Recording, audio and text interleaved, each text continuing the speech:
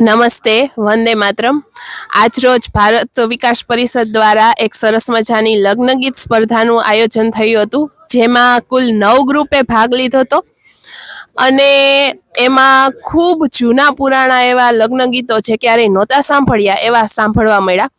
અમારા ગ્રુપે હું પણ એમાં પાર્ટિસિપેટ થઈ હતી. અમારા ગ્રુપનું નામ શિવમ ગ્રુપ હતું. અમે પણ છે ભાગ લીધો અને અમને આજે છે એ ખૂબ મજા આવી અને ભારત વિકાસ પરિષદનું કાર્ય પણ ખૂબ સરસ હતું અને અમારી જે શું ભૂલ થઈ અને કેવી રીતના આપણે ગાવું, અમને એક છે આખું સ્ટેજ મળ્યું ગાવા માટે અને આજે છે ખૂબ મજા આવી. Thank you. અમે બેનો ઉપસ્થિત છો લગ્ન ગીત સ્પર્ધા માટે. 7મું વર્ષ આપણું પૂરું થવા જઈ રહ્યું છે ભારત વિકાસ પરિષદનું. ત્યારે ખૂબ ઉત્સાહથી તમે જે બેનો ભાગ લ્યો છો એટલે માટે અમને પણ ખૂબ આનંદ થાય છે. લગ્ન ગીત, હાલરડા, દુહા અને છંદ પણ આપણે સ્પર્ધા અગાઉ કરેલી છે. ગયા વર્ષે પણ હાલરડા અને લગ્ન ગીત કરેલા હતા, પણ આ વખતે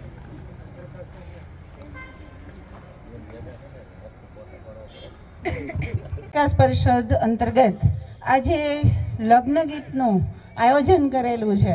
આમાં હમણાં મને ઘણી બહેનોએ એવું પૂછ્યું કે હાલરડા પણ ગાવાના છે. નહીં, માત્ર લગ્ન. ભારત વિકાસ પરિષદ કેશોદ શાખા દ્વારા સુંદર મજાનું આયોજન લગ્ન ગીત. આ કાર્યક્રમમાં પરંપરાઓ, આપણી સંસ્કૃતિ એ આપણા લગ્ન ગીતો સાથે જોડાયેલી છે. બોલ ગિરિરાજ ધરણ કી આજના આનંદી જય.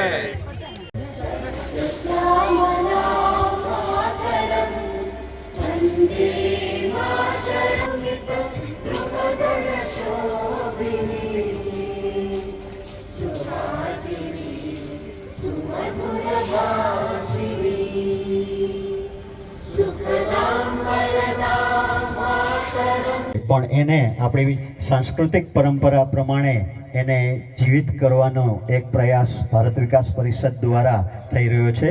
ખૂબ ખૂબ ધન્યવાદ.